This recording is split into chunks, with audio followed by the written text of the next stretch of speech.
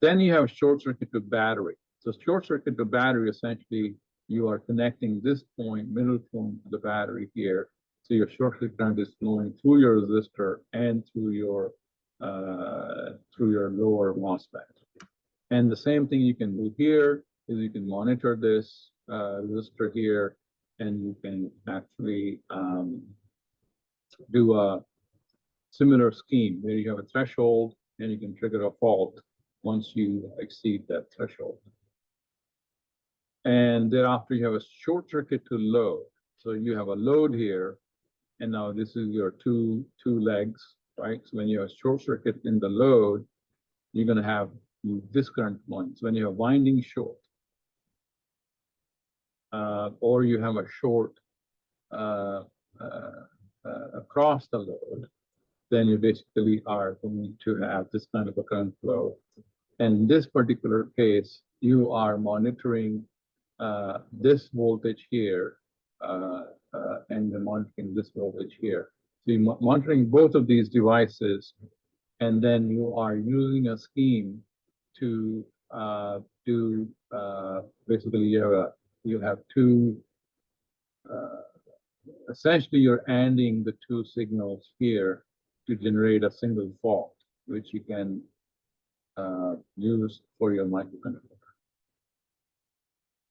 So this is your HS1 VDS monitoring, and then this is basically says LS2 VDS monitoring. And both of these output, you have a threshold here for them. So that threshold can come from here as you are monitoring. This also is monitoring your short circuit to ground. So you can use the same threshold to trigger these two as well. Okay. And then we are going to the weak short circuit. The weak short circuit is the one which can be quite annoying and troublesome, where you can have multiple current paths. So here you have a PWM on phase, and you can see the current flow can go like this through the winding in here.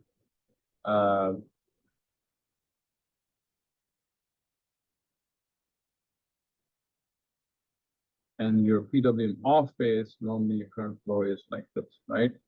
And when you have a weak short circuit, you can see how the current is going to flow. Essentially, you have a weak short circuit, so you have a parallel path here. So in addition to this path, you are also going to have this path here because of weak short circuit. Okay? So you have two current paths to deal with when you have a weak short circuit current.